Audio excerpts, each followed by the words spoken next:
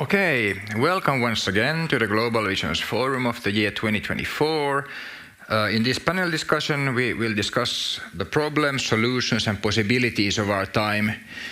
The lecture just given to us by Risto Marjamaa on the state of the world today serves as our starting point for this discussion. And with us tonight, we have Heikki Patomäki, who is Professor of World Politics and Global Political Economy at the University of Helsinki, Reetta Toivanen, who is Professor of Sustainability Sciences at the Helsinki Institute of Sustainability Science, and Antti Kauppinen, who is Professor of Practical Philosophy at the University of Helsinki, and Risto Marjamaa, who is a docent and senior university lecturer at the Department of Philosophy, History and Art Studies at the University of Helsinki. Yes, well, thank you everyone on my behalf as well, and thank you, Risto, especially for that very interesting lecture just now. I'm Astrid Aminov, I'm the project planner at Global Visions, and I will be the moderator of this part of the event. And seeing as we are short on time, we'll get right into the questions. So, the first question concerns climate action and global responsibility. As we approach 2025, climate change remains one of the most urgent global challenges. How can the international community accelerate its efforts to meet climate goals?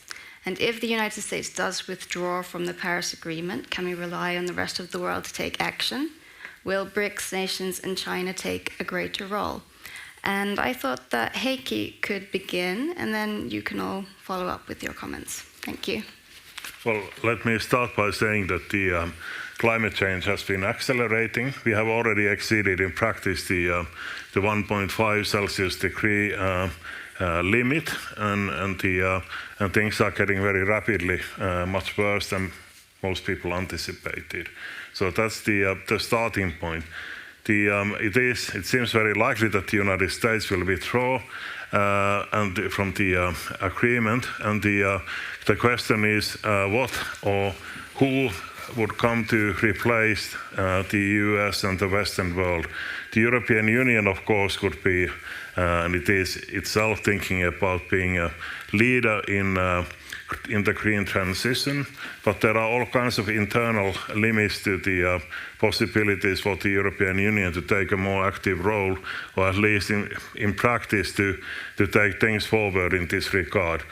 First of all, I mean, the green transition is based on the idea of technological change, that this will actually reduce carbon emissions, but many of these technologies that are replacing fossil fuels are also causing part of the problem as well. So if you, for instance, want to use hydrogen, which is one of the key ideas, it's a very clean way of using energy, but the problem is that in order to produce hydrogen, you need a lot of fossil fuels. And the same is true also for, let's say, electric cars or batteries. To produce these, I mean, to extract them from the planet, from the Earth, on the one hand, and then also to create these new machines, to use these technologies typically requires energy that is often based on fossil fuels. So that's very complicated. But then there are the internal contradictions of the European Union. It is based on the convergence criteria of the Maastricht Treaty. So there's a tendency towards austerity. This means many things. I mean, one is that the European economy is not growing, not because, I mean, it's concerned about growth for degrowth related reasons or anything like that, but simply because the economic policies of the EU are contradictory and counterproductive to the idea of economic growth. And this, then one of the things what it means is that the European Union is very unlikely to be able to do anything on a global scale that would compensate the green transition of the countries in the global south in particular. And there are other things related to this as well. Then on the other hand, I mean, if you are thinking about the BRICS countries taking a lead, there are even further problems there. would take issue with what Risto said about the stability of the world economy in terms of the distribution of production and so on. The 4 richest countries of the world nowadays are BRICS countries. The biggest and richest country is China, richest in terms of absolute magnitude. Of course, in per capita terms, it's still way behind the European countries and the United States. But I'm talking about purchase power parity terms, PPP terms, so what you can actually buy with the national product of those countries. So China is the biggest, the 3rd biggest is India, and the 4th biggest is Russia. And so this is one of the key considerations. All authoritarian countries. Yes, more or less, India is one of the old democracies of the world, and Modi as a leader, we can hardly say so. But in any case, the point being that not only do the BRICS countries command 46% of the world population, but they also command 36% of the world production. Some of the biggest countries out there, and 1/4 of the world trade. And most importantly, from this global environmental point of view, about half of the world oil production is based on in BRICS. So the BRICS countries together are a very strong interest group in favor of fossil fuels, particularly countries like Russia and Iran and the Arab Emirates and also Saudi Arabia, which has an observer status in BRICS. These countries are totally reliant on oil production. So it is very unlikely to me that BRICS as an alliance or formation would be able to take a lead in the fight against climate change. So we would need some other idea. And my favorite idea is that those countries that are willing to take a further step into the direction of actually doing something about the climate change should form a coalition that can establish new kinds of global systems. And this coalition can consist of any countries, some Western countries, European Union member countries, BRICS countries, all can be included, a plus number of others as well. 20 or 30 countries is enough to establish a new system that could be based on creating a global tax on carbon and other greenhouse gases as well. And that would make a big difference, and that would also generate funds that could be used for furthering this green transition also in the global south. So, that's the best bet for humanity and the planet in the next 10, 20 years, in my opinion. But I think that this kind of sounds that what we would need to be, it would be to invest in peace building and peacemaking and peace activism, meaning human rights education for everybody on this globe.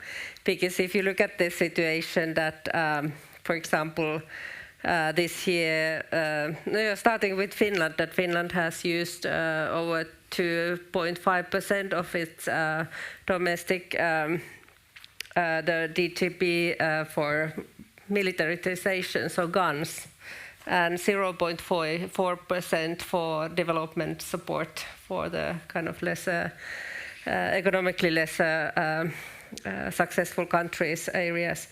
So this means that, and this is also for the NATO, that the kind of hope is that all the NATO countries would be investing at least 2%, but there is no discussion that how much NATO countries should be investing in peace and development and collaboration.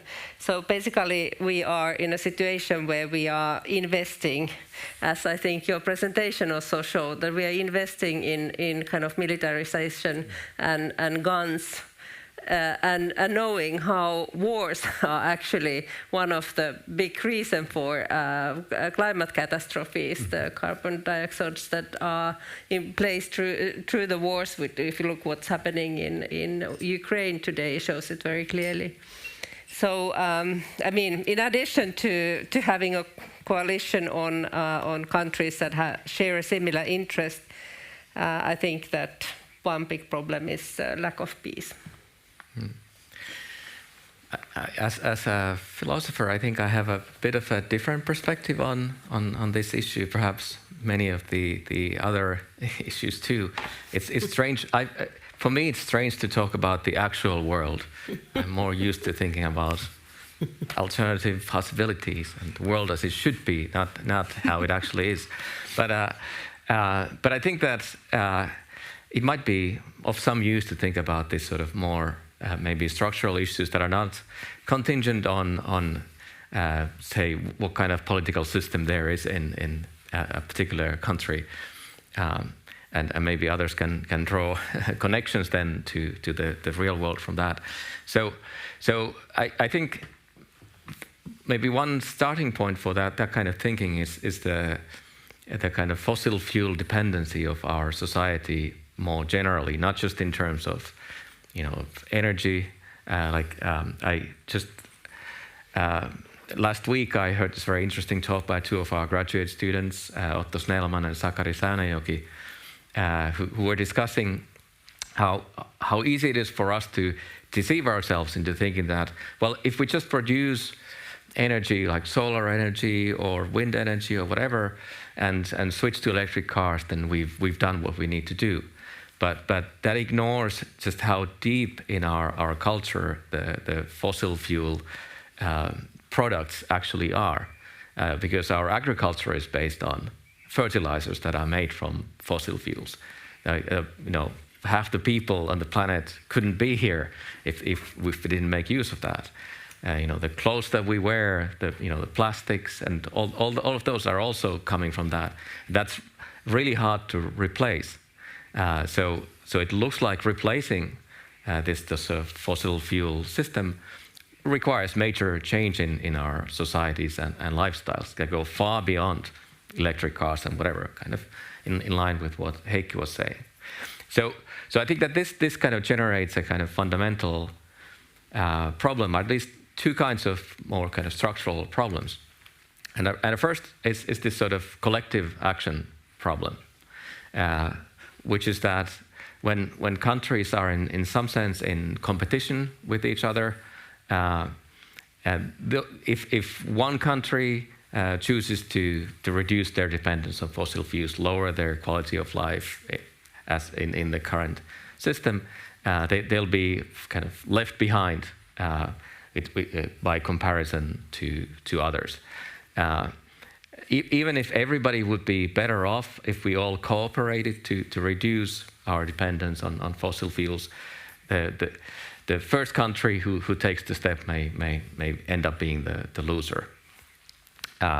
So this is analogous to the sort of prisoner's dilemma situation that you find in many places in society. And it's really difficult to solve if there is no sort of sovereign authority that can compel people to cooperate. And of course, we don't have that at the world level, and it doesn't look likely that we're going to get one. So I think that's a tricky problem to solve. Maybe one way towards doing that is that it's not quite as clear that all individual countries end up being losers in some sense by taking the kind of first steps towards reducing our dependence on fossil fuels, because the effects of climate change are to some extent localized, not only global. So we can do things in Finland that benefit Finns more than people in other countries. So that provides at least some motivation for us to make those sacrifices that are necessary. And that takes me to the second issue that may be the more difficult when it comes to climate change, which is our tendency towards a near-term bias. That it's kind of deep in our thinking to give more weight to any harms and costs that are born in the near future compared to the far future. And because our lifestyles now depend on the use of fossil fuels and other things that make for climate change, it's certain that if we have to bear a lot of cost in the near future if we're going to act. Even if we know that if we don't do that, there'll be even worse losses in the far future. But it's really hard for us And it's really hard for a politician in a democracy to get elected when if they say, we're going to have a hard time for the next 10 years or 20 years, and you'll have to give up a lot of the things that you love, so that 100 years from now, the world will be a much better place. But isn't it enough to say that we are all going to lose if we don't do something? I mean, I think that's the message by many environmental activists today, that we are going to all die. I mean, and as Risto pointed out, that it's our fault. So, I mean, if you think about the person in Sudan that produces maybe 100 part of the greenhouse emissions that I produce, but still it's my fault that they are in a terrible war and kind of humanitarian crisis.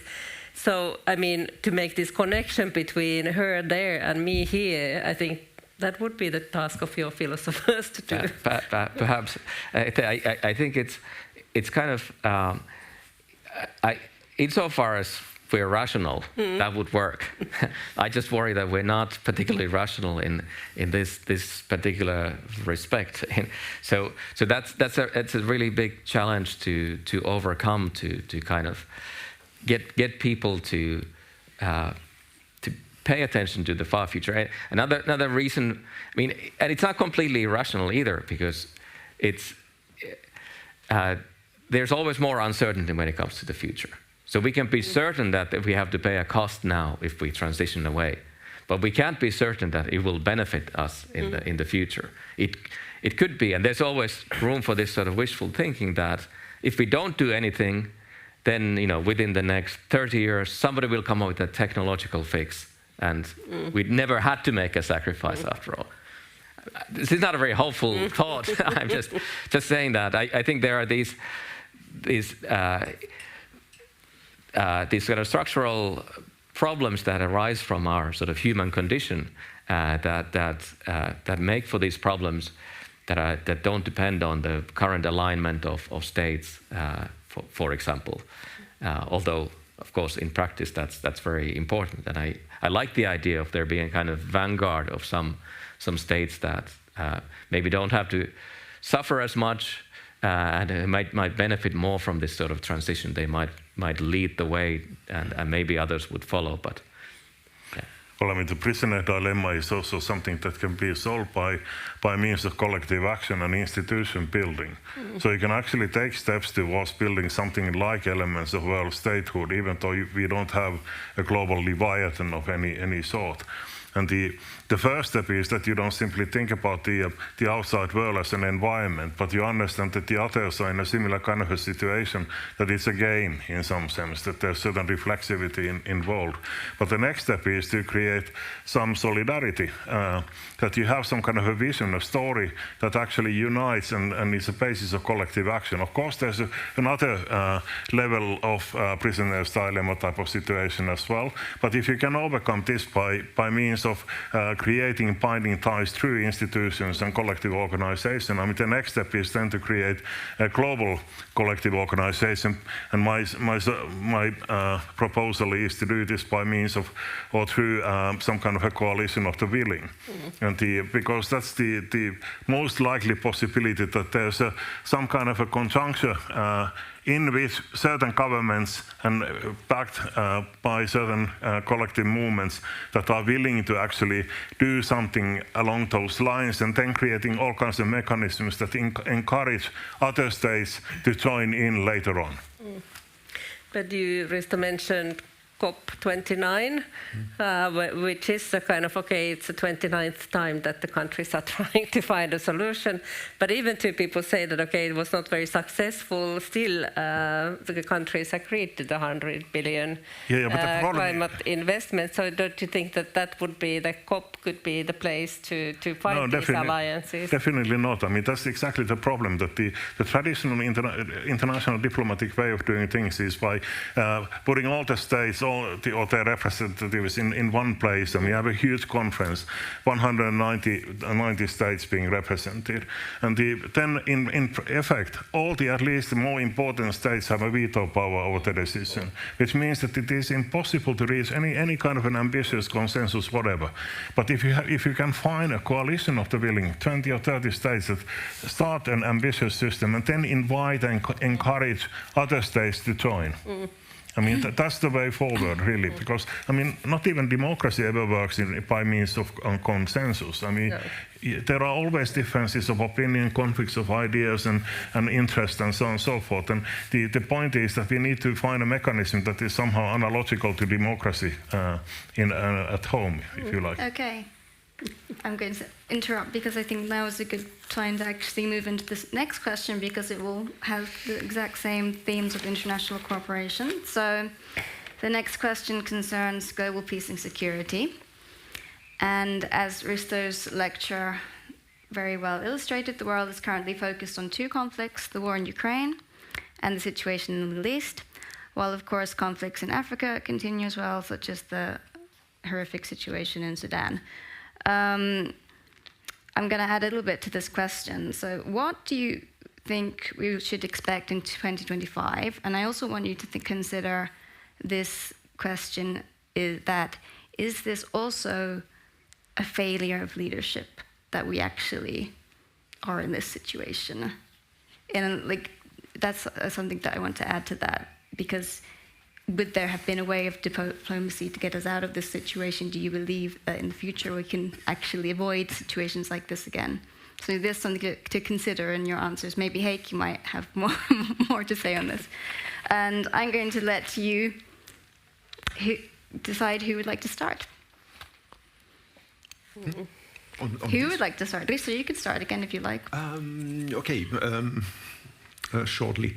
As noted before, I think, and this goes for the environmental problem as well, that our problem is not that we are irrational, but that we are rational. And at being rational beings, we will be driving our own interest. I have given my students an example that there are 10 fishermen who are living around a lake, but they are overfishing. So they decide that everybody cuts 10% of the haul. Who wins? The one who cheats. And that's rational. It's not irrational, it's rational. So everybody cheats, everybody suffers. And this is the problem of all kinds of international.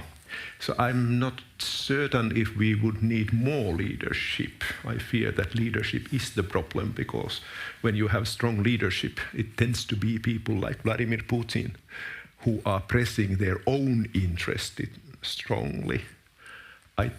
It's very often mentioned in media that we should need have this and that kind of leadership, but I don't have an example of a very profitable, strong leadership almost ever.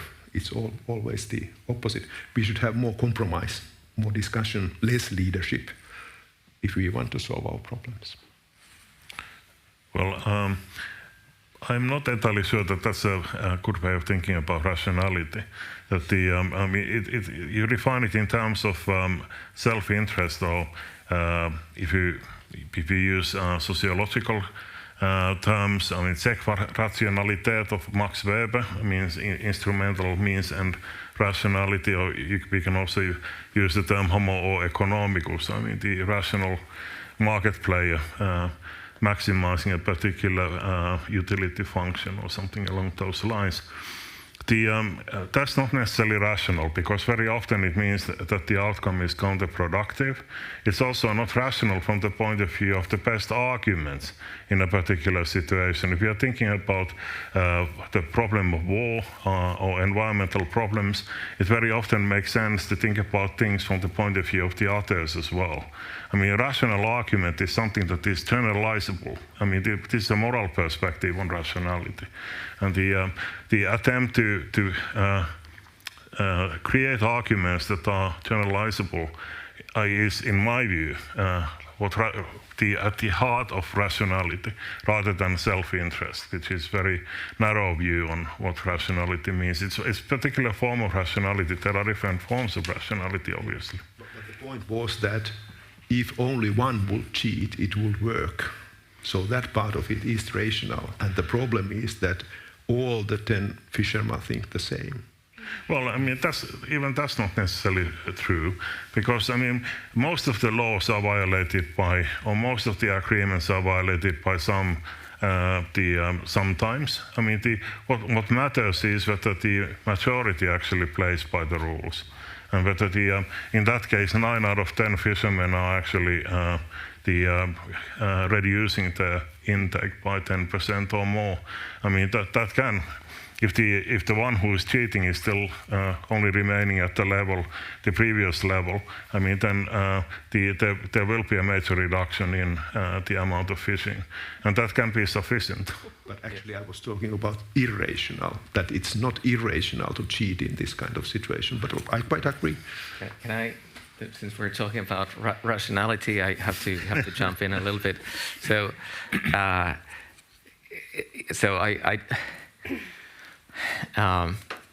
So that's a nice example of the kind of situation that I was also trying to characterize as a collective action problem. So here, particularly, people talk about the free rider problem, because it is in this kind of self-interested sense rational to be the free rider if you can do it without getting caught and without being punished for it. And that's where these sort of, if the 9 out of 10 come to an agreement that they will,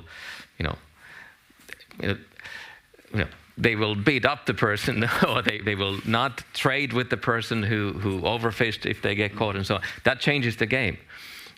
So that's that changes what's rational, even from a self-interested perspective. And of course, it's also often a short-term self-interested perspective, because if you overfish, then the next year, even that one person, who did that, or who got it started, they will also not be winning.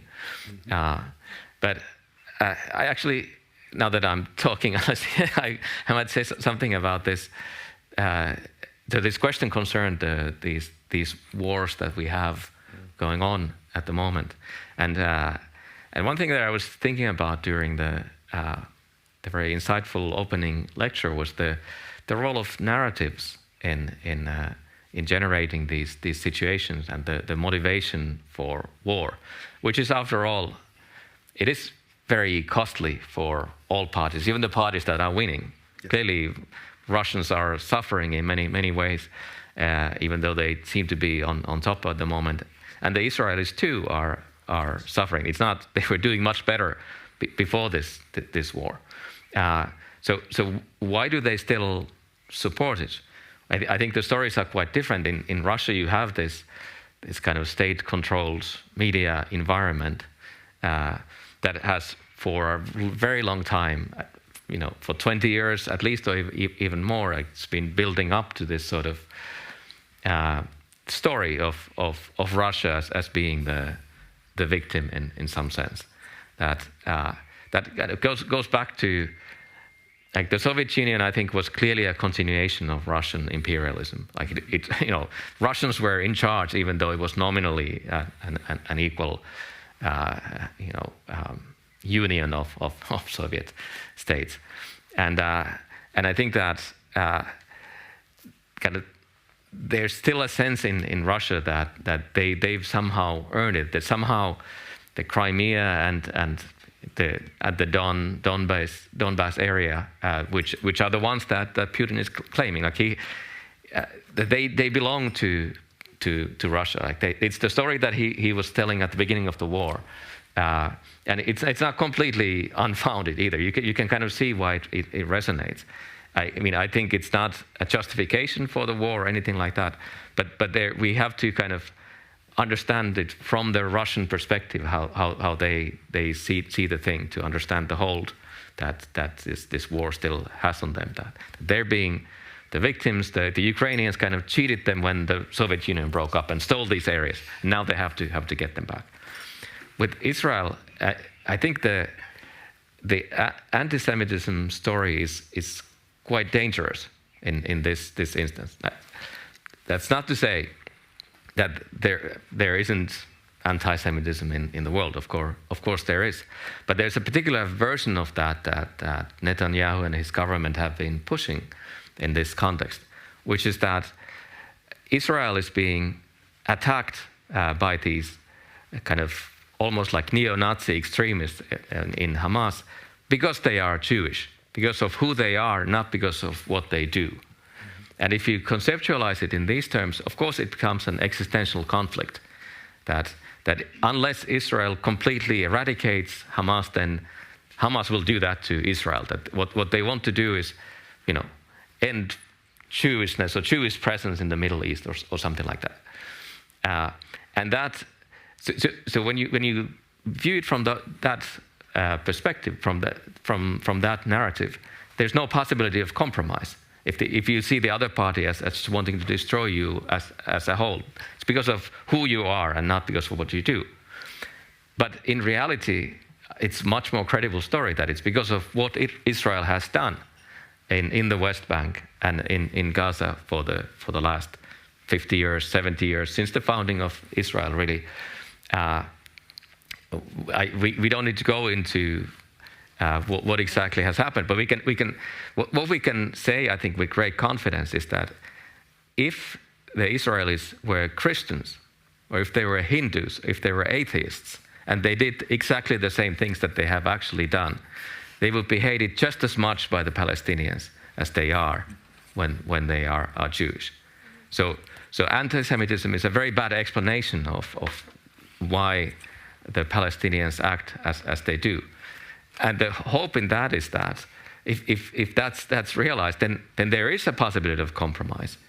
Israel needs to change what it does on the West Bank and in Gaza, and there's a possibility of some sort of peace, modus vivendi, or reconciliation to some degree at some point in the future, because it is not about getting rid of Jews qua Jews, but this colonial enterprise that you were also describing. Thank you. And a war criminal who is leading the country at this moment. So I think we will come back to this when we talk about the kind of more feminist foreign policy, for example, that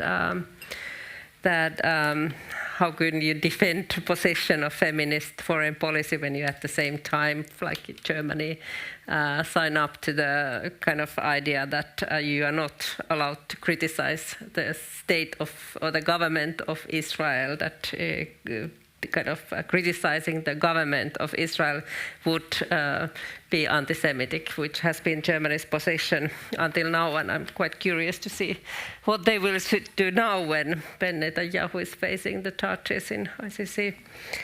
I just wanted to say, because I think your question was also that, what's coming, and I mean, I have no idea what is coming. I'm an anthropologist, but I think that we have to, in this kind of fishing pond kind of metaphor, to think that all the international human rights treaties can be only violated by those who ratified those treaties. So states make human rights treaties, but states are only the ones who can violate them, because there is no other party to these treaties.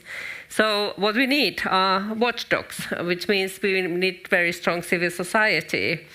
And so that, we are watching, at least our government here in Finland, but I mean, hopefully all over the globe we have very strong alliances who are watching their governments and doing something. And that's the kind of point where I see hope, because I do think that the kind of international human rights circles, even too, of course, there are certainly internal conflicts if one would kind of see the civil society as one globally. There are kind of emphasizes here or there, but there are a lot of people who are working for global peace, and that it's a kind of a place, put the message out there that there are alliances and there is support and there is something that we can do about these wars. At the moment, when you mentioned narratives, I thought that one of the big problems is that there are so many kind of potential war zones that we don't know anything about. So we never get news, really never, almost never, what's going on in the former Yugoslavia, where the situation is really, really fragile. With Serbia, Kosovo, Bosnia-Herzegovina, and even in Croatia, that is kind of a stable country, the hatred that they have against Serbians, and the Serbians still, so many decades after the war, don't have running water and no electricity in their villages. So there are like so much hate that is somewhere there that has a great potential to instabilize also Europe. In a way, I don't know if only information is helpful, but at least in this connection, I'm thinking that that we need kind of the civil society and the civil society actions made much more visible. To show that where, for example, all the hate is coming. For example, the Croatia, Serbia, it's very much fueled by bots from Russia. So it's a kind of also a global conflict via different media outlets and social media, where this kind of hate and these narratives of the other are distributed. So. Well, I'm sorry, Risto first. Okay. Then Heikki. I just remembered that I have a prophecy. Quickly, I predict that during the next year there will be a ceasefire in the Ukrainian war, because it seems that at the moment it will be becoming more and more profitable to both or all sides to have some kind of perhaps freezed conflict, but at least a ceasefire. So that's my prophecy. Germany is pulling back the funding, and then it means that there is no money for Ukraine, right? For example, and for Russia, well, they are suffering with their economy. And also, I think that a ceasefire without peace will serve Putin's agenda best, because it will keep this military danger around, and it will keep Ukraine out of NATO. And now when the West is becoming tired of the war, which it can't win, and they are also edging to this direction, there could be a solution sometimes during next year, perhaps already during the spring. It is actually perhaps a bit of a paradox, but the Russian economy is actually booming at the moment. It's growing faster than any Western industrialized economy, at least this year. And there are some problems, yes, but I mean, compared to what the European Union, for instance, is facing, I mean, they seem relatively minor. Of course, it's becoming increasingly militarized, and of course, 500,000 people have been either killed or have been wounded very seriously, so that's a big suffering. But paradoxically also that has meant a boom in some of the more peripheral parts of Russia, because the state is paying a lot of money not only to these people who are willing to become soldiers in the war, but also to their relatives, particularly if they're killed. So the situation is very paradoxical. But going back to the fundamental issues, I mean, how do these conflicts rise, and what causes them, and how can these causes be overcome? I mean, one of the key things is to understand that in any conflict there are narratives not only on one side, but on both sides and different sides, and that these interact in all kinds of ways. And they also resonate with all kinds of real-world developments as well. So when the Cold War ended, there was a story in the West. This is the end of history. Neoliberalism, that's how things will be forever from from this point onwards.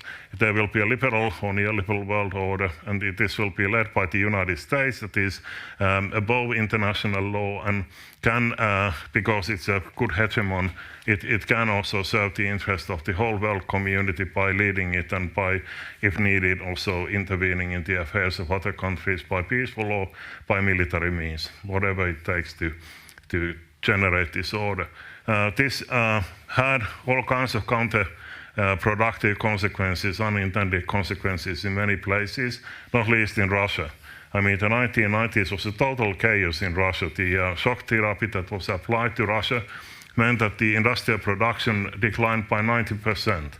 The poverty levels, during the late Soviet era, I mean, the poverty rates were something like 2 or 4% of the population. By the late 1990s, 40% of the population were below poverty line.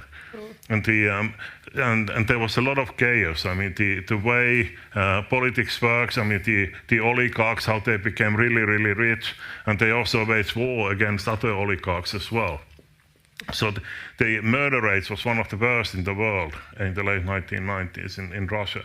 So there was a lot of the demand for some kind of a strong leadership, preferably following the rule of law and some principles of democracy and so on. But I mean, they still wanted to have a stronger state and stronger leader in Russia. And that's where Putin entered the game in 2000 or late 1999.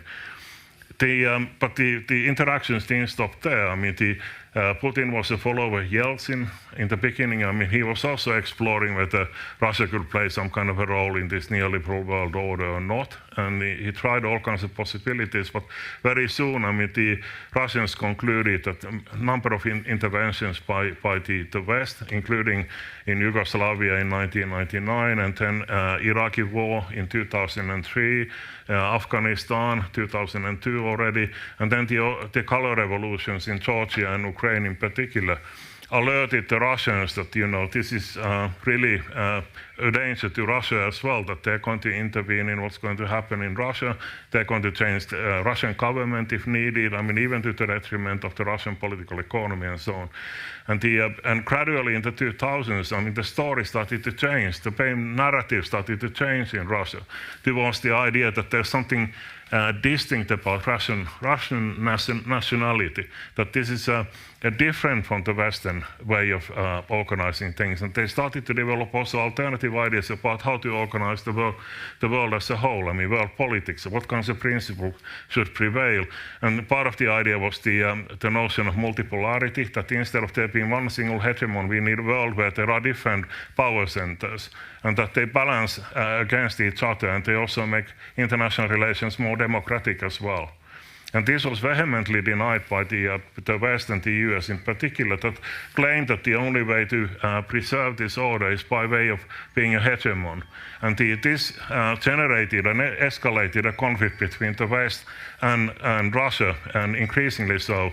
And that included also the expansion of NATO eastwards. The EU played a role, but a relatively minor role compared to the expansion of NATO, which Russians started to consider a threat, not only a military threat, but also a threat to their identity and their autonomy as well. Mm. And this was at the heart of the problem, and Ukraine was the precise point where the conflict materialized. I mean, that was a contested area precisely because it was early on declared in 2008 by the NATO countries that Ukraine and Georgia will become members of NATO. So the Russians reacted very strongly, and not by Putin, but I mean the entire establishment in Russia reacted very strongly, and soon after there was a war between Russia and Georgia. And but instead of taking this as a kind of a warning signals that these narratives on both sides are in conflict, the West is and still continues to push the same line. I mean, there seems to be no learning on this side, and on the Russian side, the will has been hardening all the time, which means also the state has become increasingly authoritarian and autocratic as well. It's also a result of the securitization that is a result of this mutual interaction between different systems that are based on different stories that they tell about the world. I could tell something similar about the conflict in Israel or Gaza and Palestine, but I must stop here. Yeah, I think we don't have time to get so into it, but I think the next theme will continue as well from the same discussion. So the next thing will be gender equality and human rights. So despite global commitments, this has been a very, very challenging year for both gender equality, human rights, with women and children bearing the greatest impact of ongoing wars and humanitarian crisis, especially in Gaza and Sudan. And in places like Afghanistan and Iraq, it's only getting much worse for women and girls. So in the case of human rights, peace, gender equality, and the climate crisis, the international community has appeared to be quite powerless this past year. Is that the case? And what responsibility does the international community hold in addressing these setbacks? What immediate actions are needed? Thank you. So if I may start. So I think that what I really like, the word that you have been using a lot, is this kind of shared responsibility, and not the power sharing, but sharing responsibility. And I think if we start here at home in Finland, it's a kind of very illustrative picture how we don't take the responsibility of not what's going on globally, but we are also paying into the discourse of this kind of austerity and scarcity, which leads also in Finland clearly to kind of pushbacks in the agenda of gender equity and human rights. So if you take just kind of cuts by the proposed cuts and the kind of real cuts by the current government, all of them have very serious gender impacts that have not been studied, not analyzed, not taken into account. I mean, if you think about the social and kind of wealth, social and what am I going to say? The wealth, meaning the welfare, health, not wealth, health area. So it's not only that the kind of impact is the strongest on women and children, but it's also the kind of main. It's a very female occupation. So if you are cutting back also jobs, so it has a kind of double negative impact on the lives of women in Finland. In addition, if you take the recent cuts on the NGOs in Finland, so they are cutting funding from the Human Rights League, for example, that has a very long tradition and strong expertise in fighting against honor-based violence, which is basically, I think, 80% against women. Or they are also cutting funding, very radically cutting funding from victim support for women facing domestic violence. So, I mean, if this is a country that is quite wealthy and you know, the happiest country on earth, and then you think that what is this kind of, what are we showing for the global community? So, I mean, if we are not even taking responsibility at home, so how could we ever be in leadership or even in coalitions to promote gender equality and human rights globally? And in addition, if you take all the kind of cuts in the foreign development support. But I just wanted to also say that some time ago, a kind of very beautiful beautiful concept for foreign policy was emerging, namely the feminist foreign policy that was kind of embraced. I mean, started from Sweden, meaning not foreign policy that would support women, but a policy that would kind of take into account power differences and make sure that no one part of the population would be put in a worse position. So it's feminist policy is not about women, like some ignorant people believe. It's about equity in results of our politics. So Sweden lost it, Finland is doing quite badly, and Germany, I mean, Barbock has to the last minute been everywhere saying that Germany's foreign policy is feminist.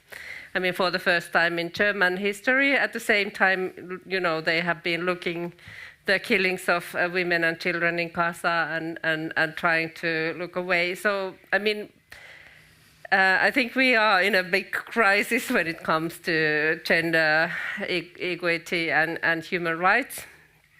And this comes also obvious in all these actions taken that are, you know, the building of the walls between us and them. And so I think that I don't know, you guys need to make a proposal that how we can take responsibility in these times. So what is the way to, I mean, as I said, that I'm not hopeless because I know so great people working all over the world for, you know, improving the situation, and so I'm just waiting that there will be a moment where this kind of kicks into the positive one again, like in the maybe beginning in the 90s where we had this short momentum where we believed that everything will become great, nice. Risto first, and then Antti can continue. Thank you. I'm quoting my favorite writer, William Shakespeare.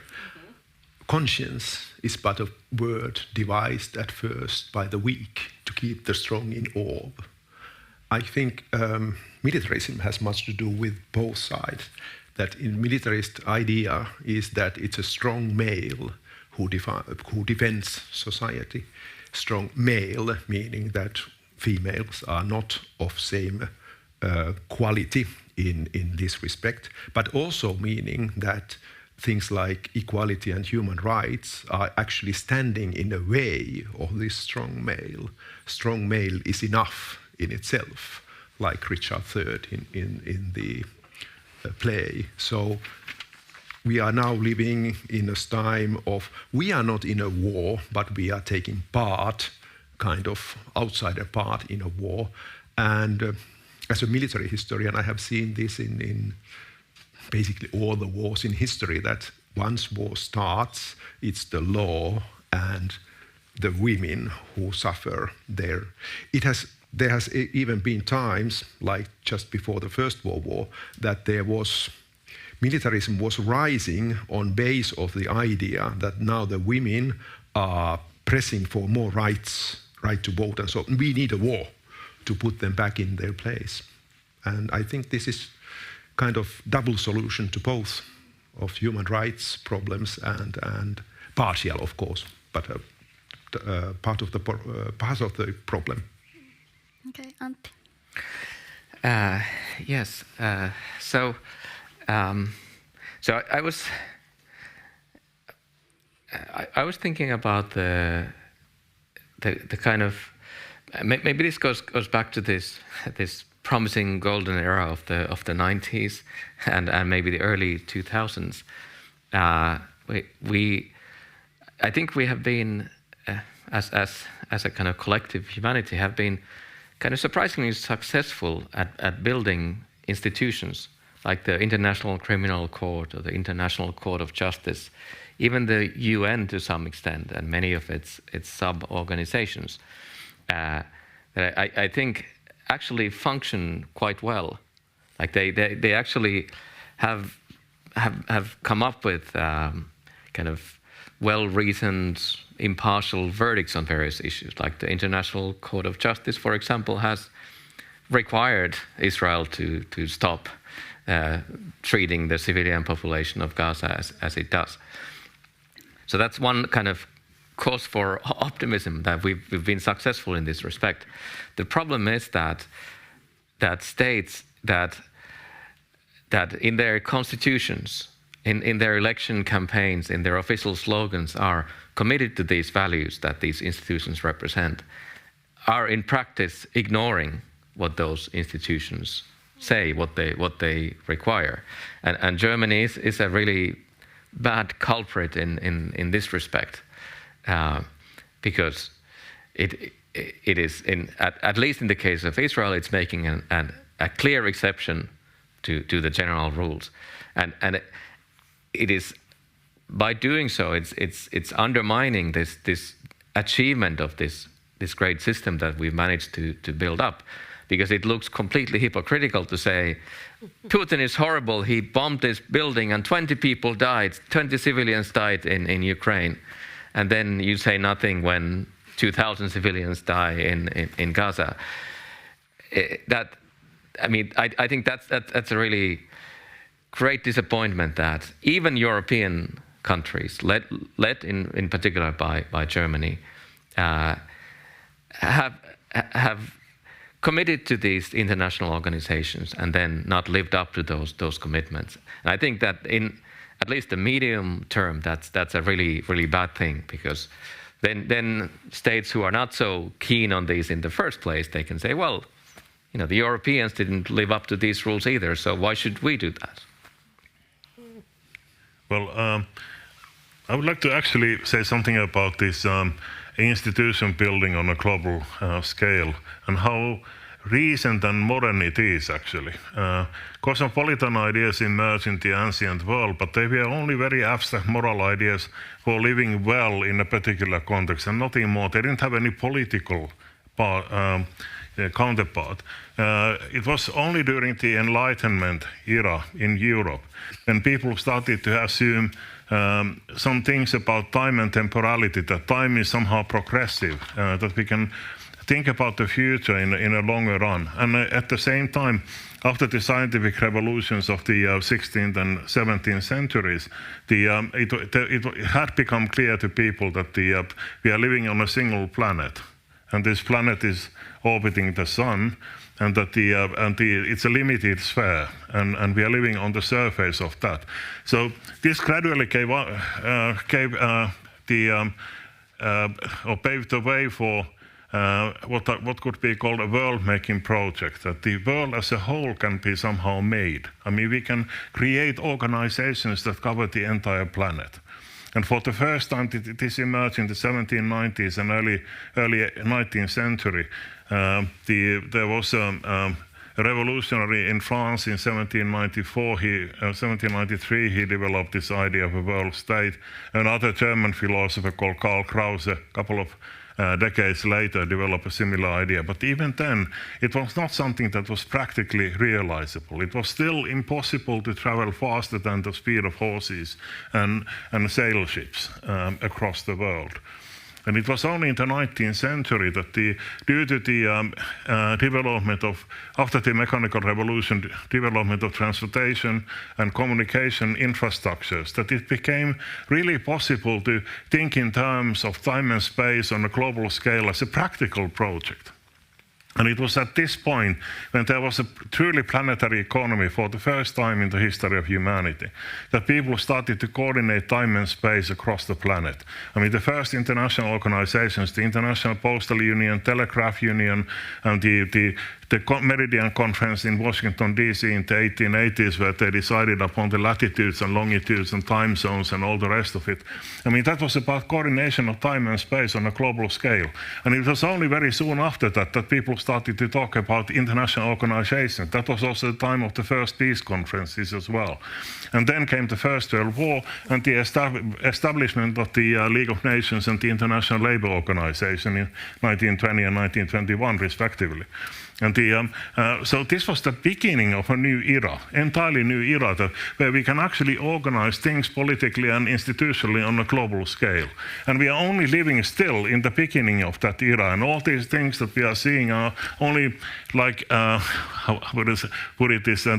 problems of with the birth of a new world that I think is emerging.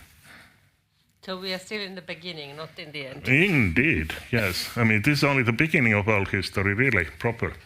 Yeah, but remember Shakespeare. He thinks that it's only for the weak, that the strong do not need rules because they can rule by themselves. Well, let me quote another thinker, philosopher, Hannah Arendt, who said that it is no less dangerous to be absolutely good than to be absolutely evil. And so I don't think that the problem lies in self-interest and that morality is only for the weak ones. I actually think that the problem lies also in thinking about morality in a wrong way, that you have a very Manichaean understanding about goodness and badness or evilness in the world. And this is the West versus the rest kind of a thinking. NATO, the West, the US, and the European Union represent good. I mean, if you think that this is an absolute good, and the rest, somewhere in the rest, there's an evil. And this can be only countered by means of force. I mean, you have a very dangerous idea. And then the problem lies not in the idea that it is the weak that are somehow trying to create particular kinds of rules and norms and principles, but I think the problem lies in the nature of those rules, norms and principles. We need to think about them differently, more democratically, more relativistically, more pluralistically. Yeah, but how can we make the strong feel that? Because the strong in this world, the great powers, always seem to tremble on the rules if they profit from it. I was just thinking that, good, if you now refer like in European Union or US, that of course these countries keep their goodness only because they exploit the so to say bad ones. So without this extractivism that we make our wealth of, we couldn't have this position of posh believing that we are doing something better than the rest of the world. I mean, when we have now mentioned Sudan a few times, a war that we almost never read about in the Finnish newspapers, for example, I mean, it's also a war that is caused by us. I mean, it's the European Union's great idea was to give money to the warlords so that they would not let the migrants pass through Sudan to Europe. And what did the warlords do? They bought guns, and that's one. From Europe. Yeah, most probably Sweden made a really good deal with them. I don't know, but yeah. So this is a kind of that we are here together. So I mean, the point that how to make the strong, or however you want to define them, the stupid, to realize that there is not everything is interconnected. That we cannot buy, not even with money, ourselves out of the system. And when we started with the climate change, I mean, whatever we do and however we, want to stay in a comfort zone, it's not gonna work out. Exactly. I mean, I think that's the most important point, that you can't separate yourself from the processes of the entire world, and you realize then that the only way you can make yourself safe and enabled to live a good life and those kinds of things is by way of making the whole better. I define strong by those who believe they don't need rules. Okay. Thank you. This has been really interesting so far. Let's finally focus on the future of our planet and the possibilities regarding it in more detail. We have, of course, already touched upon this, but let's focus on it a bit more. So we all know that we are facing many escalating crises at the moment, but at the same time, we also know that they are ultimately man-made, human-made, and thus we also have the solutions for them if we act in the right way together. So how can we find hope and maintain a vision of shared humanity? What insights might philosophy, for instance, offer us in helping build resilience? And how can global solidarity provide a foundation for optimism and action moving forward? Would you, Antti, like to start, please? Yes, okay, thanks. So I think that some of the things that we've discussed here have made me a little bit less hopeful. But actually, as a philosopher, I'd like to start by distinguishing between hope and hopefulness, because I think hope is the kind of feeling that we can have when we want something good for the future and we believe that it's possible to achieve it. It can be very unlikely, but we can hope for peace in the Middle East, even if we think that it's unlikely. Being hopeful, on the other hand, means that you think it's likely that this good thing will come about. So I would say that we, as a humanity, have hope, but I'm not sure if we should be too hopeful at this moment. So I think maybe one way to approach this issue is to think about what is it that needs to change and what can change for the better if we're looking for a better future. And I think there's maybe three main sorts of candidates. On the one hand, there's human nature, then there's our institutions and norms, and then finally the technologies that we have. And I'm quite pessimistic in terms of the human nature changing for the better. I think that we other sorts of creatures who want certain sort of things, certain sort of basic necessities of life, like nutrition and shelter and sex and pleasure on top of that on the one hand, and we want those things for ourselves, and for those that are close to us we're very partial by nature. But that's only part of our story. We also want other things for ourselves. We want knowledge and understanding for its own sake. We're a kind of curious, intelligent species. We are also a social species in that we want love and friendship, the kind of things that tend to make our lives meaningful. We want respect and recognition and status. We want other people to see us as sort of worthwhile beings and to have autonomy and power. So I think that we can count on those things remaining the same into the future, as long as, unless we somehow genetically start changing. I wouldn't advocate for that.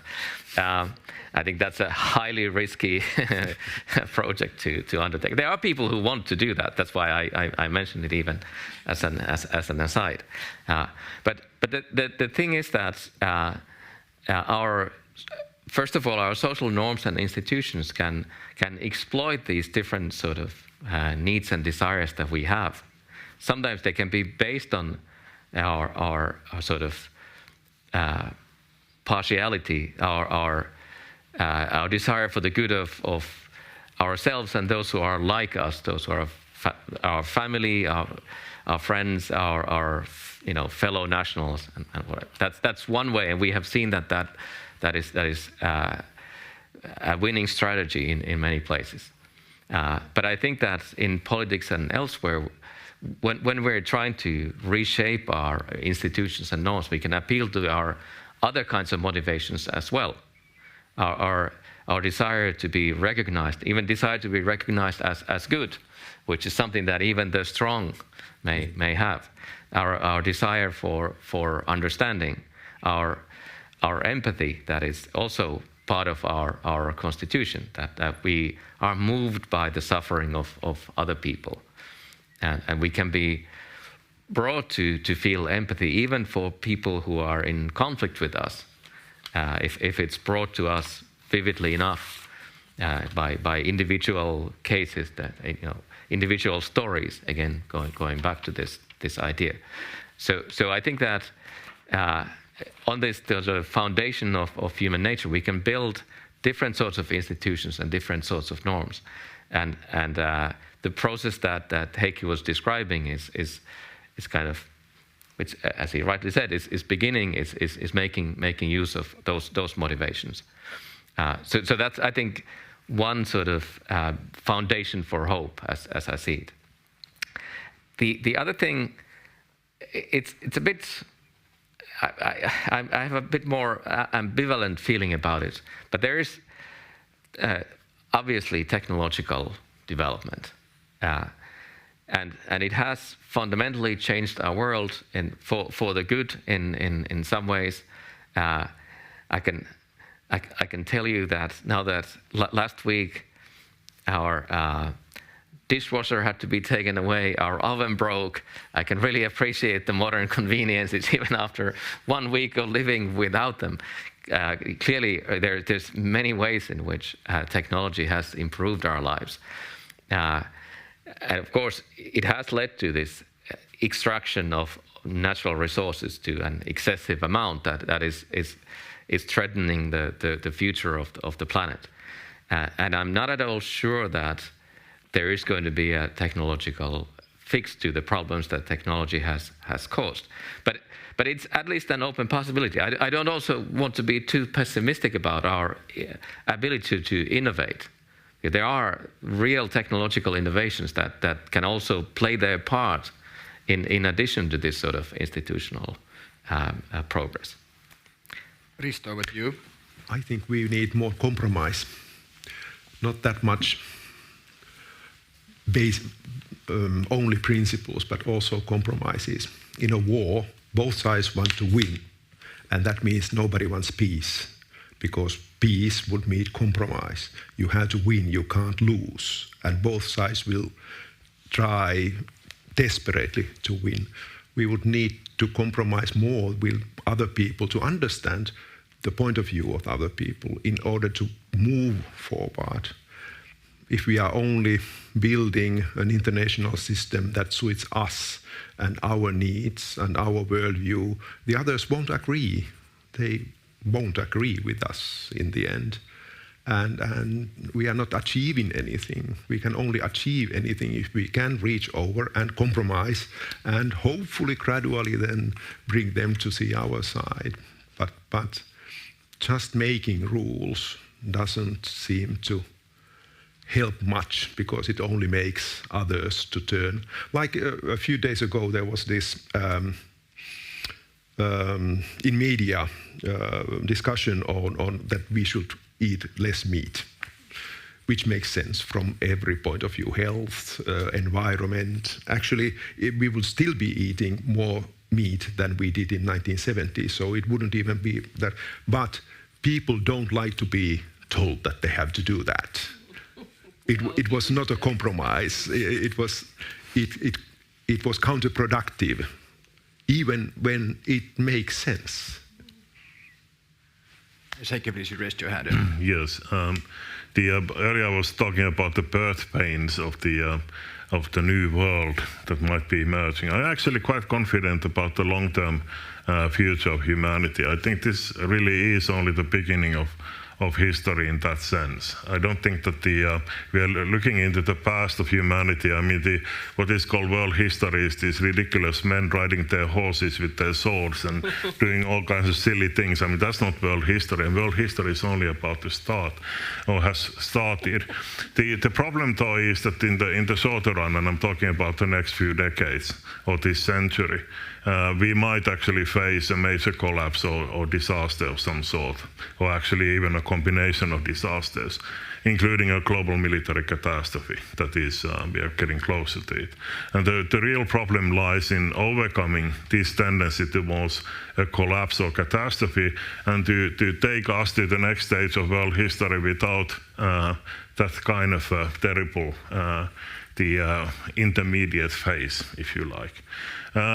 I can see also that there's a new worldview emerging, has been emerging for the past 30, 40, 50 years. I mean, the Western science was based very much on the idea of reductionism, that everything has to, whatever we see at the level of reflexive consciousness and society, for instance, can be reduced to biology, biology can be reduced to chemistry and physics and so on. Now we see exactly the opposite. All of a sudden, the whole world, including the cosmos as a whole, is historical. It has started to evolve at some point in time, and it involves a tendency towards increasing complexity, increasing emergence of new kinds of qualitatively new kinds of things. And this has led to something like life emerging on our planet. It's a very complicated, interconnected system, this biosphere, including also all the geological aspects of it as well. The planet Earth is a complicated system. The Earth system science is very much part of that revolution in the way we think about the world, in terms of emergence, increasing levels of interconnectedness, complexity of things, and new qualitative things emerging all the time. In society as well, I mean, this is the case. So many things that we take for granted. And just think about a simple thing like the rule of law. It's only a very, very recent historical innovation. So we don't innovate only technological things, but we actually innovate also institutions of all kinds. I mean, new kinds of principles and rules and practices and institutions. And it is this capacity of humanity to develop new kinds of systems that I think where the hope lies. I mean, the tragedy of the current moment is that we have entered a phase where in order to avoid all these counterproductive tendencies that we see in the contemporary world, we would need to have some kind of a system that is capable of steering the whole of the planetary system. What I call the layer of world statehood, which is of course not the only layer. There are many other layers, and they're interconnected in a very complicated way, and will be in the future as well. But this is still lacking to an important degree, and therefore we don't have the possibility of collectively organizing things in a way that would be rational. We need to build those institutions that are, as a Keynesian economist already in the 1960s, Robert Griffin said, that would take a long step towards the mankind actually have finally some control over its own history. Well said. May I just say one word or two? But when I was listening to you, I thought that, okay, so after the Second World War, the European countries emerged from a complete catastrophe with 60 million refugees hanging around the European continent, and had to come up with something, and they came up with the Council of Europe that now has 46 countries as members.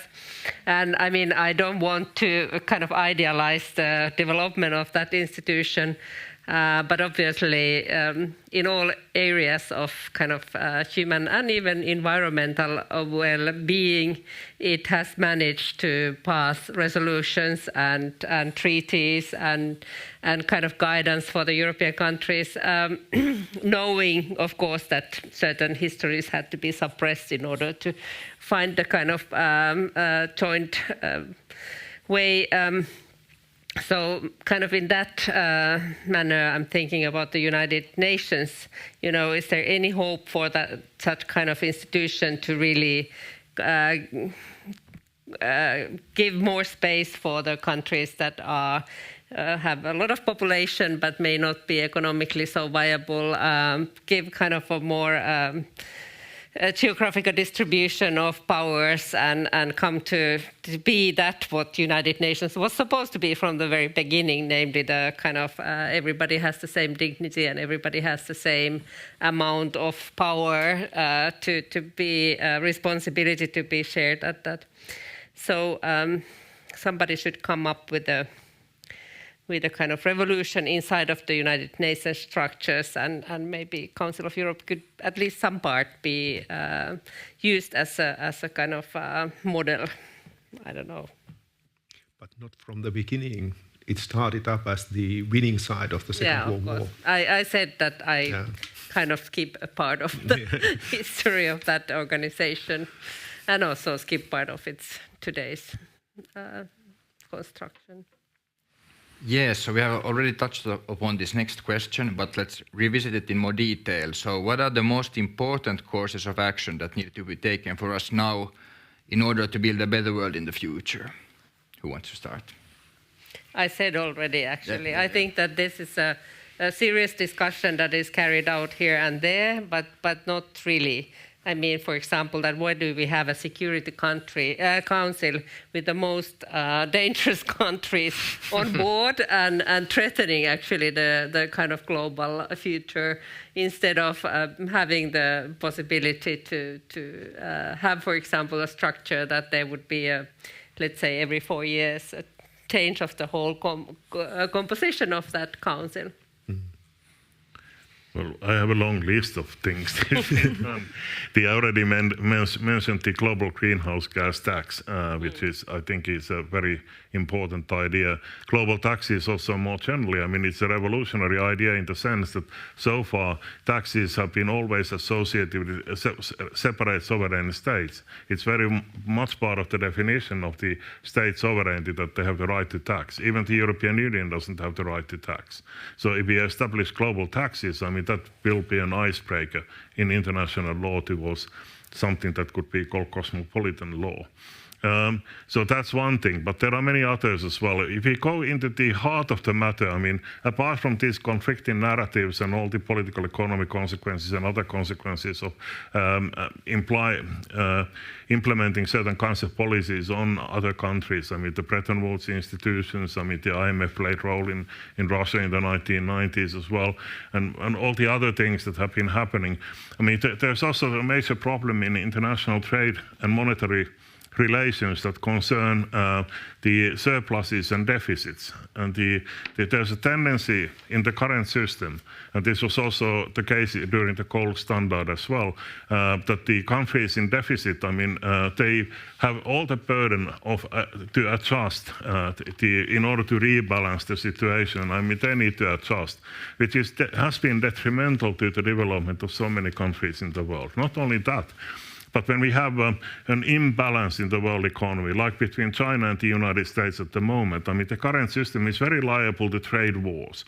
And these trade wars are also, in a way, stimulating conflicts between the states. So when we look at the deeper political economy causes of the current tendencies towards securitization, weaponization of interdependence, arms race, and so on, they have these political economy roots as well.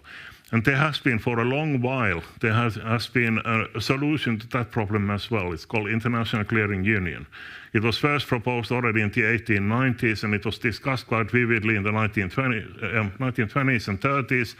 Keynes took the idea up in the early 1940s together with economists like Schumacher and Kalecki and others. And it was the British position in the Bretton Woods negotiations. They wanted to establish an international clearing union.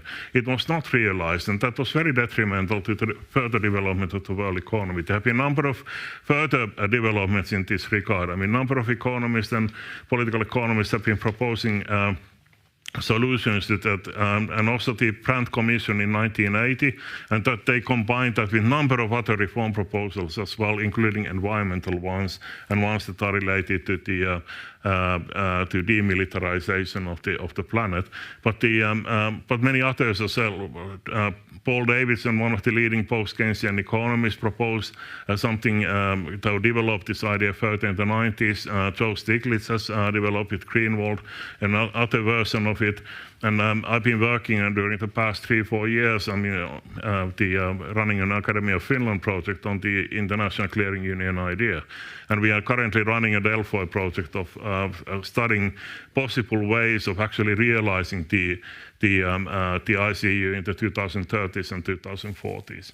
And I think that's an example. I mean, I could give other examples as well, but that's an example of the way in which we can actually make an intervention in the causal processes that are actually resulting in the problematic tendencies of disintegration and weaponization and everything that we see in the world, in the contemporary world. So there are ways of dealing with these problems. I mean, this is not something that we simply fatalistically take as given, as something that just happens. I mean, there are causes, and those causes can be addressed. Yeah, I actually have a kind of a meta comment that comes to me when I listen to this discussion, that there's this kind of tension between all these sort of ideals that people to my right are presenting, and your more sort of Hobbesian realpolitik view. I mean, I think there's truth to both of those, that we need to articulate ideals, and people have been working towards feasible, like realizable ideals, and have realized them to some extent. So if you ask me, like, what's my answer? What should we do? It's kind of the previous answer, that the first step at least would be to live up to our commitments and agreements that we've already made. We haven't even, with climate change, we haven't done what we already agreed to do a long time ago. So, let's at least do that, and then we can move forward. but there is this challenge, this realpolitik side of things that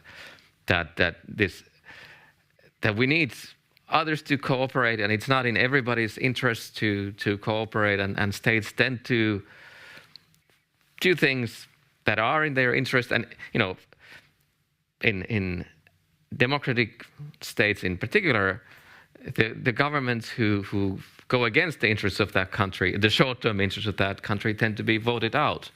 So it's really difficult to accomplish those things, even if you know in principle that this would be the best idea in the long term and for the common good of humanity.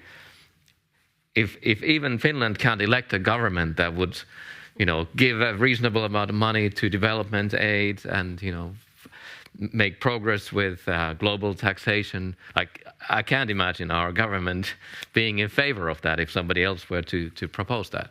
So I think that's the challenge here. I wish I knew how to solve that, but I don't. Fortunately, there's one more person left to... As noted, I'm with Machiavelli and Otto von Bismarck on this, that you should have goals which are feasible. You should discuss more. With the United Nations was created by very painful debates between the West and the East in the late 1940s, and it became a rather complicated system, but it still exists 8 years later. And it started out as the winners' organization, which would have died out and should have died out, but it still managed to become something because the two sides were both forced and able to discuss with each other that what should be the human rights, what should be there, and nobody was satisfied with the outcome. It was not a great, now we have it, Eureka. No, everybody hated the outcome, but it was a compromise and it has lasted for 80 years. So yes, my vote goes with as painful as it is, we should always try to hear also the other side. To take a very controversial example, the Afghanistani foreign minister has now several times, when discussing foreign media of the rule of the Taliban, answered what it is to you to decide what we do in our country. Who are you to decide? I feel very strongly against the Taliban government, but it's not a bad question. That who are we to decide? Why were we, Finns, killing people in Afghanistan in the war, in the other side of the world? How is it our business? It's not a bad question. Join NATO. I mean, that was the reason. The Finnish Institute for International Affairs, published a report where they basically said that it was fully justified to go into Afghanistan, even though the operation itself was a disaster. But it helped Finland to cooperate more with NATO, so we could actually join it later. Actually, the military even said that it was a successful operation because these are the two main goals: to cooperate with NATO and to cooperate with the United States. That was very cynically said by the Finnish That's your Machiavellian moment, right? Yeah, it was. It very much was. So talk to the other people, because otherwise our good policies will fail. They won't listen. We have to convince the Taliban and not to curse the Taliban, because they will be there. We can't get rid of them. Nobody is even trying anymore. They are very strongly. They deserved to win, fighting 20 years against the strongest military power in the world and its allies. 20 years they were in the mountain. What they believe is terrible, but they deserved to win. Certainly, they had more support in their country than the other side, because they won. They didn't have anything going for them.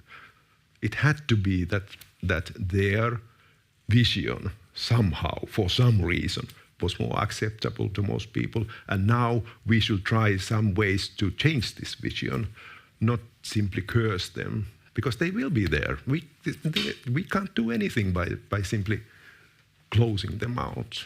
So talking. Yes, Heikki, finally your final Yeah, I thoughts. just wanted to make a kind of a dialectical comment on this United Nations thing.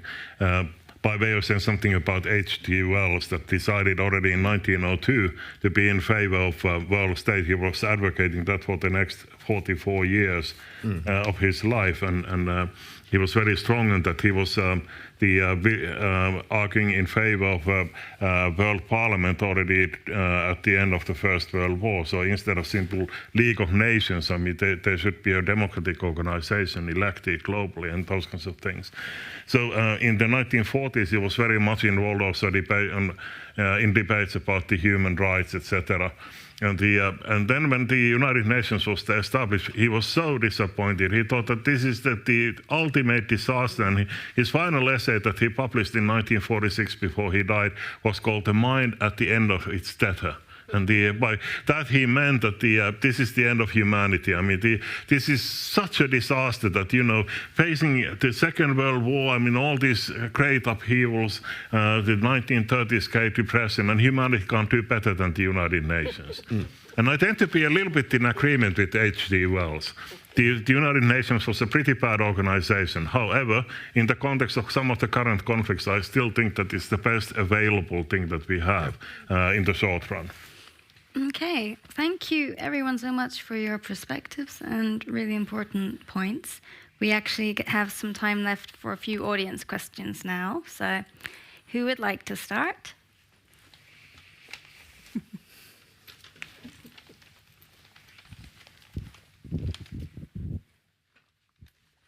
How do you see the role of the current Western democracies in this? Are they enabling these changes which you have been mentioning and looking for?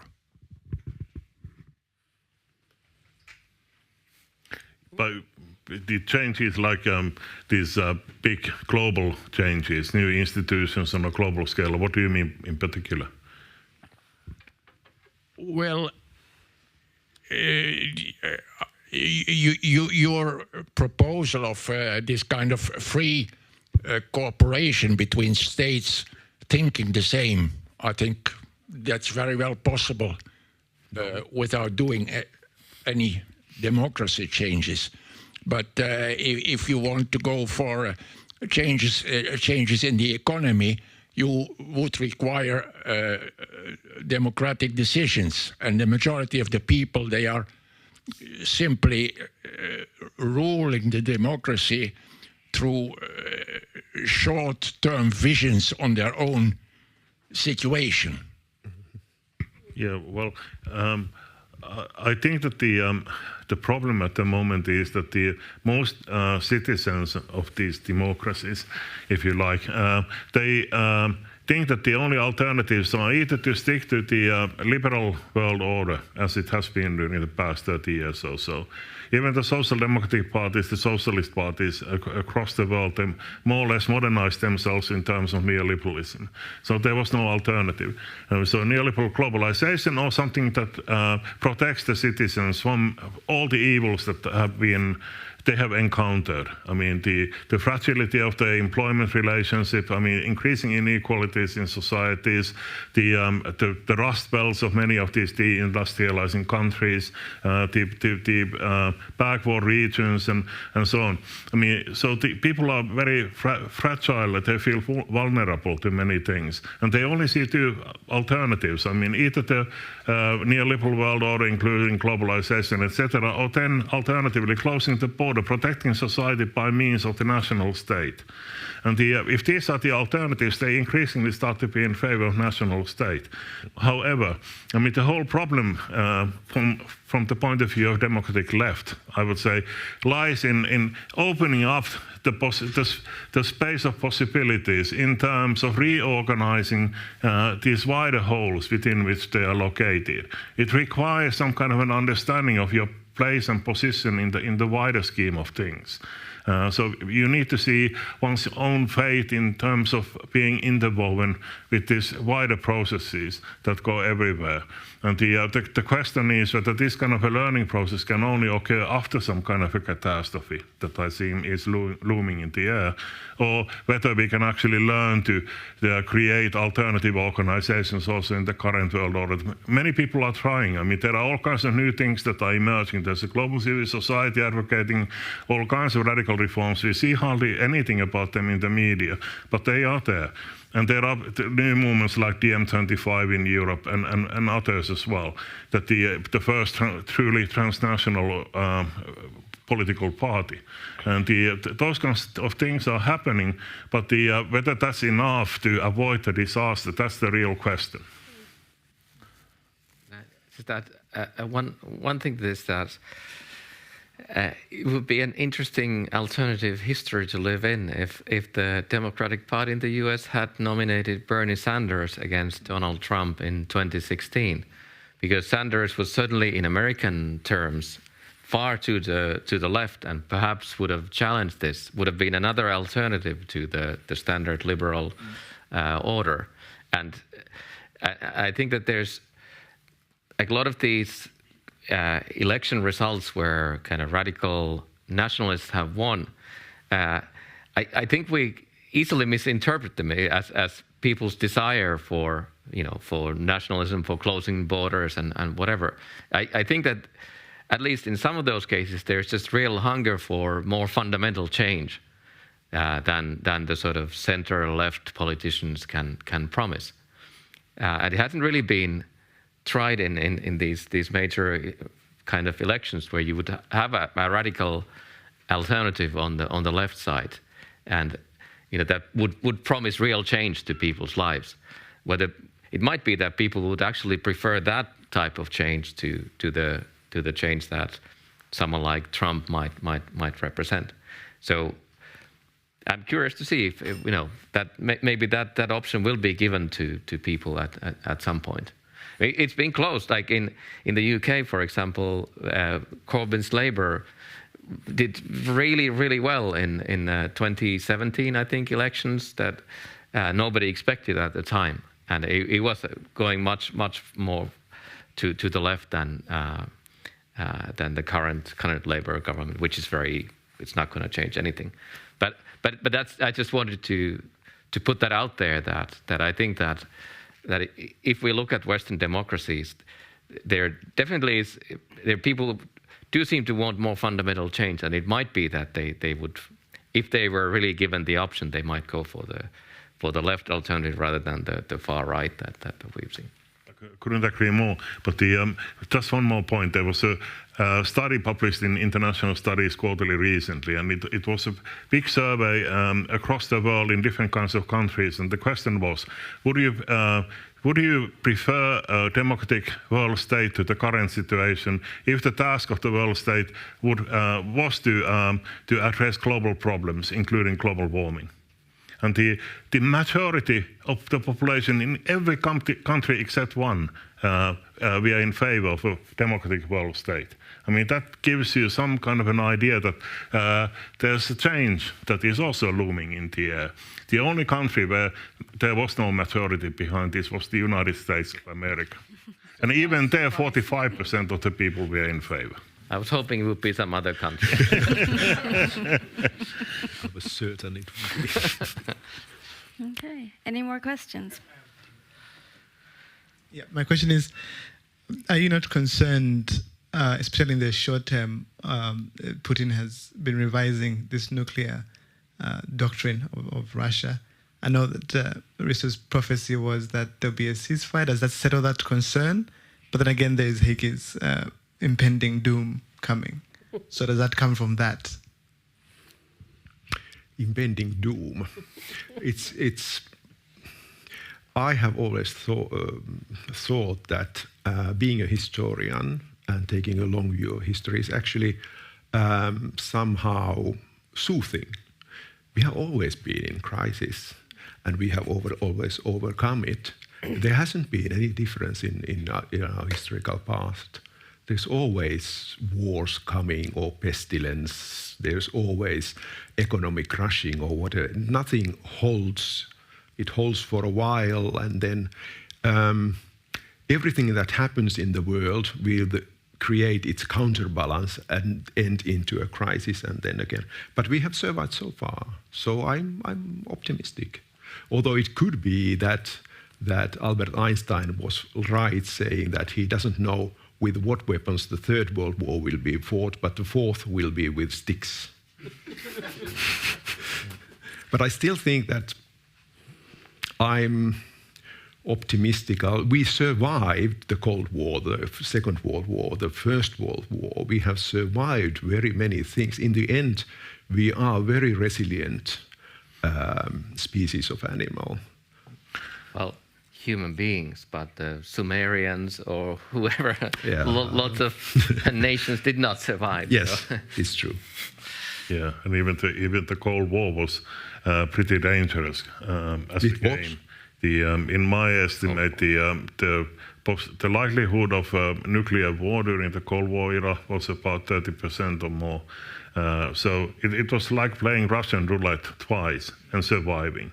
And then you say that this game is not dangerous because we've survived. I don't think that's a very good argument. I mean, nuclear weapons are pretty dangerous, and that's one of the things that we need to control in order to avoid that kind of a catastrophe. And I think we should also change the kind of very Eurocentric perspective on what's going on and what's going to come. Thinking that I think it was in Helsingin Sanomat, the newspaper in Finland, where they were showing that how many highly educated people are kind of produced that cannot find employment, for example, in Morocco and Egypt. So people who would be willing to come to Europe and help us with all of our problems. So it means that there is so much young people in the African continent, and I'm putting my hope that they will come with the solutions and that will also change the balance of powers. Thank you. Any more questions? Thank you so much for your insightful perspectives. My question is related to the lack of attention or global attention to conflicts in Sudan. Just I would like to know, is that like indicative of kind of a pattern that has been for a while, that conflicts in Africa do not get the same attention, like, for example, the Ukraine one, or they tend to be underreported. So is it something that there might be, or there is like it's deeper than it's just being underreported or not paid attention? And what are these, like, what contributes to that, and how can we expose it in a sense that also conflicts in African nations get the attention they deserve, and because we're talking about serious conflicts? Thank you.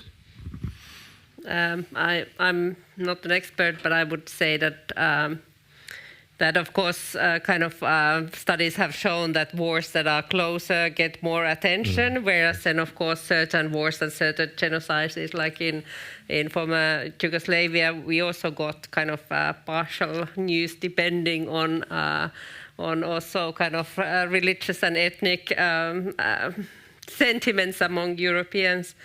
So one can understand Ukraine very well because it's in Europe and it's touching us very much because, in a way, for example, in Finland and in many other countries, we see us as the next potential, target. So that I can understand.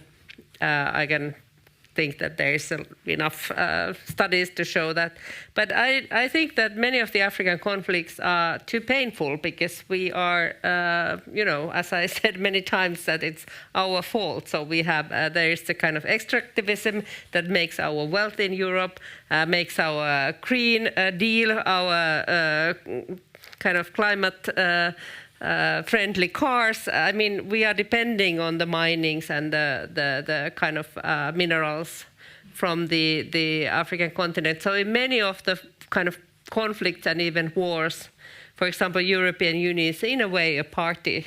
So is it kind of easier for us not to go and, dwell into what's actually the reason for the conflict.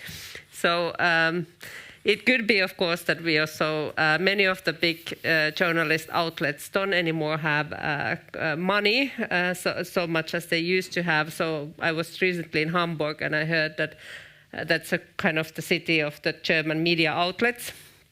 So most of them can't anymore afford kind of like they used to have several stationary journalists in African capital cities. So now they may have, many of them have just one or two who are kind of supposed to cover the whole continent. So that may be one practical reason that.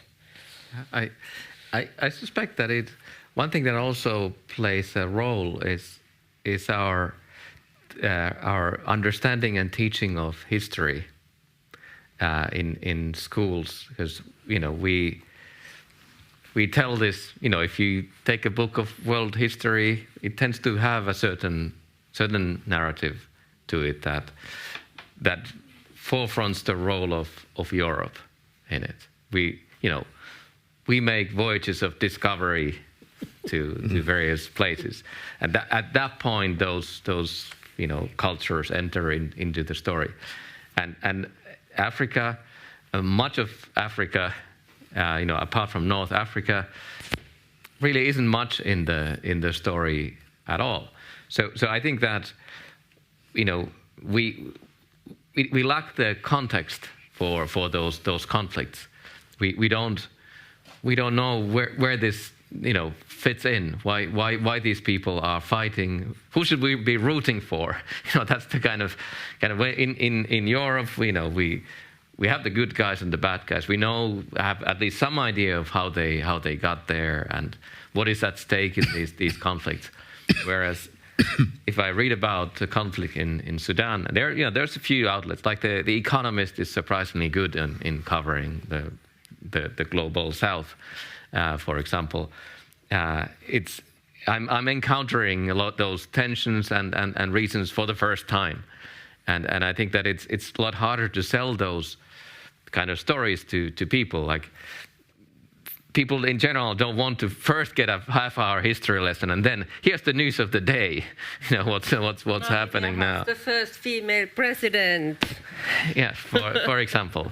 So I think that plays a role. So that at least that is something that, in principle, could be addressed by educational practices in changing those things. I agree, but I think there is also an uglier side, that if there would be a civil war in Australia, we will still feel it closer to us. There is also this very much racialized reason. There is other reason also why Ukrainians are treated differently, and that's because they are blonde and blue-eyed, obviously. But in case of the civil war in Sudan, part of the reason probably is that nobody knows why and what to do with it. It's a very...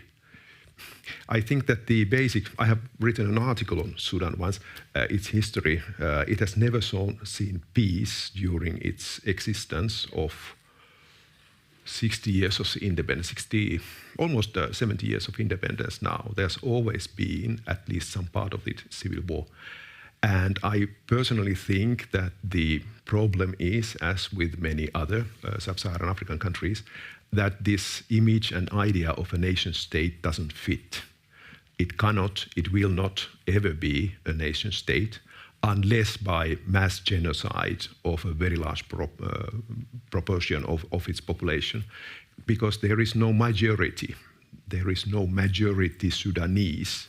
There are groups of people who see themselves and their identities in a different forms than mainly as a Sudanese.